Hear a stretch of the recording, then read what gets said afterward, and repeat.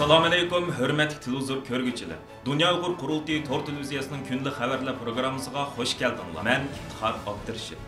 Hörmətli görürmənlər. Tövəndə diqqətinizlər günlük xəbərlər proqramımızın təfsilatıda bolsun. Bugün, yəni 17 avqust bolsa, bütün Şərq Türkistan xalqı üçün zor tarixi əhəmiyyətə ega unutulmaz bir gün boldu. Dünya Uyğur Qurultayı bilan Uyğur Kişilik Hüquq Quruluşunun Şərq Türkistan xalqiga qarta irqi qırğınçılıq və insanlıqqa qarşı cinayət yürgüzüyotqan Xitay hakimiyyəti və bu xil qırğınçılıqqa bevosita qo'mondonlik qilayotgan Xi Jinping boshchiligidagi Xitoy amaldorlari ustidan tayyorlab chiqqan ariznamasi 17 avgust kuni Dünya Uyğur Qurultayıning raisi Dolqun Aysa, Qurultay İcroiya Komitetining raisi və Uyğur Kişilik Hüquq Quruluşunun direktori Ömer Qanat, Qurultayning Angliyadagi advokati Michael Polak və Qurultayning Argentinadagi advokatlari Gabriel Cavallo və Juan Netolardan tərkib tapqan ərizdarlar heyəti tərəfindən Buenos Airesdagi 12 kishidən tərkib tapqan Argentina Federal Sotçular heyətiga topshirildi. 15 avgust Argentinaning poytaxti Buenos Airesga yetib kelgan Dolqun Aysa və Ömer Qanat boshchiligidagi ərizdarlar heyəti 16 avgust kuni Argentina Tashqi ishlar ministerligini ziyorat qilib,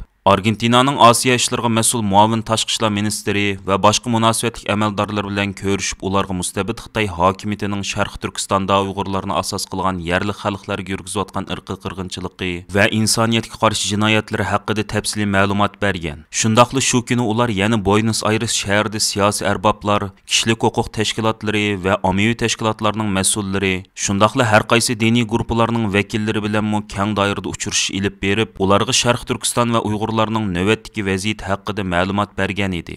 Növbətdə Xitay bilan Argentinaning munosabatlari intayin quyuq bo'lib, Dünya Uyğur Qurultayı bilan Uyğur Kişilik Hüquq Quruluşunun Xitay hakimiyyəti və Xitay amaldorlari ustidan Argentina sotiga ariznoma sunishi Argentinaning har qaysi sohalarini hayron qoldirdi. Xalqarалық kishilik huquq tashkilotlari bo'lsa, ularning bu xil jasoratiga opirin o'qishdi. Dolqun Aysa, Ömer Qanat və Qurultayning advokatlaridan Michael Polak, Gabriel Cavallo və Juan Netolardan təşkil tapqan ərizdarlar heyəti bugun Xitoy hökuməti və əməldorlari ustidan Argentina sotiga ariznoma sunğanlıq münasibəti bilan Buenos Airesda maxsus axborot e'lon qilish yig'ini o'tkazib, har qaysi matbuotlarga Argentina Federal Sotçular heyətiga topshirilgan ariznomaning mazmuni, shundaqli Uyg'urlar navbatda duchor bo'layotgan ichinishli tragediyalar haqida tafsiliy ma'lumot berdi. Ariznoma Londonda qurilgan Uyg'ur Sot kollegiyasining hukmnomasi, BDTning Uyg'urlarga munosabatli dokladlari, xalqarалық mustaqil tədqiqat organları və betaraf tədqiqatçılarning Uyg'urlar haqida e'lon qilgan dokladlari, shundaqli yaqinda oshkorlangan Xinjiang soqchi hujjatlari asosida tayyorlangan bo'lib, ariznomada yana ko'plagan shohidlarning,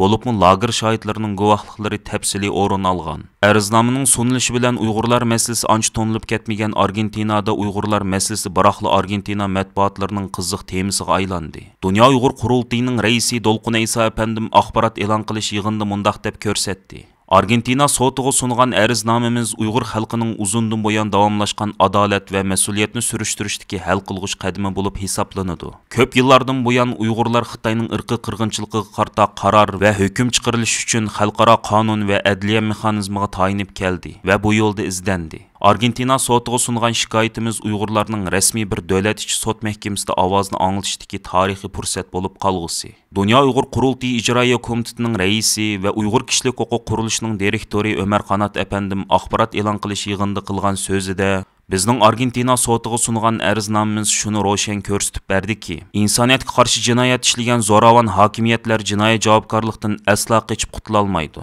Agar xalqaro jinoiy ishlar soti va shuning o'xshagan xalqarалық sotlar Xitoy ustidan tekshirish ilib borolmagan yoki tekshirish ilib berishni xohlamagan taqdirda, Argentina sotiga o'xshash davlat sotlari Xitoy ustidan tekshirish ilib berib Xitoyni jinoiy javobgarlikka tortishi lozim deb ko'rsatdi. Dünya Uyğur Qurultayı bilan Uyghur Kişilik Hüquq Quruluşunun ariznomasini tayyorlashga mas'ul bo'lgan Angliyalik dongliq advokat Michael Polak apandi axborot e'lon qilish yig'inida qilgan so'zida mundaq deb ko'rsatdi. Bugün Uyg'urlar uchun tarixiy ahamiyatga ega bir kun. Ular Xitoyning Uyg'urlarga yurgizayotgan jinoiy qilmishlari uchun adolat izlab bu yerga keldi. Bundan 70 necha yil burun endi asla takrorlanmaydi deyilgan irqiy qirg'inchilik bugungi kunga kelganda Sharq Turkistonda qayta takrorlanyapti.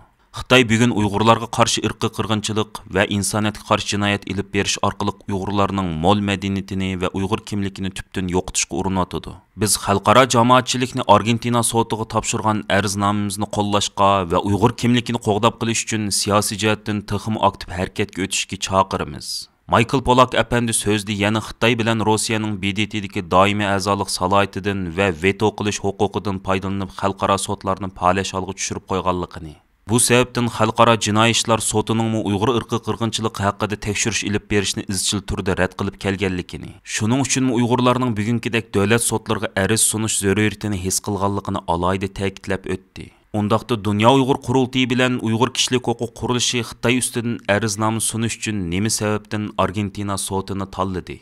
Chunki Argentina jazo mahkamasi nihoyatda keng doiralik salohiyatga ega bo'lib, Argentina asos qonunining 118-moddasi bo'yicha Argentina jazo mahkamasi mayli kim yoki qaysi davlatda bo'lishidan qat'iy nazar irqiy qirg'inchilik va insoniyatga qarshi jinoyat o'tkazgan o'rin va shaxslar ustidan mustaqil tekshirish ilib berish va ularning jinoiy javobgarligini surishtirish huquqiga ega. Buningga asosan Argentina jazo mahkamasi insoniyatga qarshi jinoyat ishlagan ispaniyalik diktator Francisco Franco va Rohingya musulmonlarga qarshi irqiy qirg'inchilik ilib borgan Berma hokimiyati ustidan tekshirish boshlatgan edi. Dünya Uyg'ur Qurultayı Argentina sotining bu afzalligini ko'z tutib, o'tgan yili Uyg'ur kishilik huquq qurilishi bilan birlikda Argentina sotiga Xitoy hokimiyati va amaldorlari ustidan ariz sunish qarori olgan va Londondagi dangliq advokat Michael Polak apandimni ariznoma tayyorlashga mas'ul qilgan. Ya'ni Argentinadanmi maxsus advokat taklif qilgan edi. Buenos Airesdagi 12 kishidan tarkib topgan Argentina federal sotchilar hay'ati dastlabki qadamda ariznomani qabul qilish qilmaslik haqida muzokara ilib bordi. Ariznoma qabul qilingandan keyin federal sotchilar ariznomadagi shikoyatlarga asosan Xitoy hokimiyati va Xitoy rahbarlarining jinoiy qilmishlari haqida maxsus qonuniy tekshirish ilib berib hukm chiqardi. Kuzatuvchilarning qarashicha Argentina sotining mazkur ariznomani qabul qilish ehtimolligi nihoyat yuqori bo'lib, Xitoyning Sharq Turkistonda ilib berayotgan irqiy qirg'inchiligi va insoniyatga qarshi jinoyatlari haqida tog'dek dalillar mavjud. Uning ustiga Uyg'ur irqiy qirg'inchiligining Amerika hukumatı, Yevropa parlamenti va boshqa 8 davlatning parlamentlari tomonidan rasmiy yo'sinda qabul qilinishi Argentina sotini jasoratlantiradigan muhim omillardan iborat. Bugun Buenos Airesdan stansimizning maxsus ziyoratini qabul qilgan Dolqun Ayso bilan Ömer Qanat apandilar o'zlarining bu qitimliq Argentina safari haqida ma'lumot berib mundaq dedi. Assalomu alaykum. Mana bugun biz advokat Michael Polak va Ömer Qanat bilan birlashgan heyet Argentinaga 2016 kelgan 2 kun buyon har xil jiddiy tayyorliklarni advokatlar bilan bo'lgan jiddiy tayyorliklarni tamomlagandan keyin bugun rasmiy shaklda Argentina sud mahkamasiga Xitoy hukumati ustidan bergan arzimizni topshirdik. Xitoy hukumati Sharq Turkistonda insoniyatga qarshi va irqiy qirg'inchilik yurgizayotdi. Buni Xitoy hukumatining bu jinoyati xalqaro sudlar bo'yicha va ba'zi davlatlarning qonunlari yo'l qo'ygan doira bo'yicha sotilish kerak. Shu munosabat bilan biz bir qancha oydan buyon Dunyo Qurultayı Uyg'ur kishilik huquq projekti birlikda advokat Michael Polak bilan birlikda Argentina mahkama asosiy qonunda berilgan bu haq huquqlar doirasida bu ishlarni deb bo'lgan. Bu ish tamomlanib biz bu yerga keldik. Mana bugun rasmiy shaklda bu arzimizni bu yerga topshirdik. Buni xalqimizga, millatimizga xayrlik bo'lishini, Uyg'ur irqiy qirg'inchiligiga sabab bo'layotgan Xitoy amaldorlarining va Xitoy hukumatining Argentina adolati bo'yicha sotlanishini arzu qilamiz. Millatimiz xayrlik bo'lsin.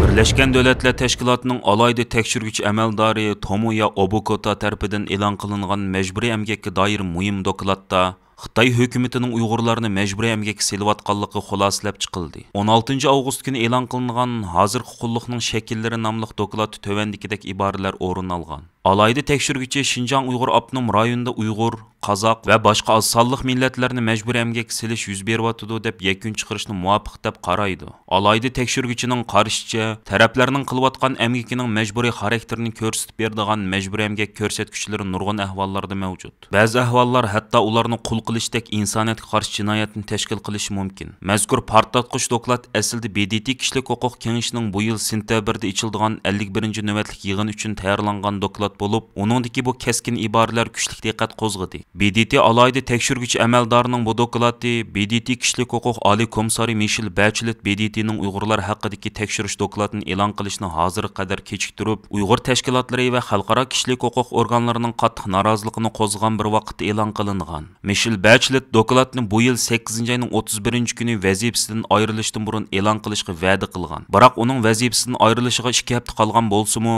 biroq doklad texich e'lon qilinmagan edi. Dokladda Sharq Turkistonda davlat tarafidan belgilangan farqli ikki xil sistemaning mavjud ekanligi, uning birining kasbiy mahorat tarbiyasi va markaziy tarbiyalash sistemasi, yana birining emgak kuchlariga o'tkash orqali namoratlikdan qutqizish sistemasi ekanligi ta'kidlangan. Bu BDT tekshirgich amaldorining tunji qitim Sharq Turkistonda majburiy emgakning mavjudligini e'tirof qilishi va uni insoniyatga qarshi jinoyatga bog'lash bo'lib hisoblanadi. Amerika Kommunizm Qurbonlari Xotir fondining tadqiqotchisi, tonilgan Uyg'ur masalalari tadqiqotchisi doktor Adrian Chens bu haqda matbuotlarga qilgan so'zida bu dokladni bo'sish xarakterlik deb baholadi. U mundaq dedi: BDT alayda dokladchisi tarafidan tayyorlangan bu dokladda intayin keskin iboralar qo'llanilgan. Uningda ba'zi ahvollarda Uyg'urlarning insoniyatga qarshi jinoyat hisoblangan qul emgikiga silinganligi qayd qilingan. Bu intayin keskin ifoda. U shundaqli xalqaro emgak tashkilotining mutaxassislar komissiyasiga o'xshash yana bir yuqori darajalik organning rasmiy yakuni. Bu hozirgacha Uyg'ur majburiy emgaki haqida rasmiy yakun chiqargan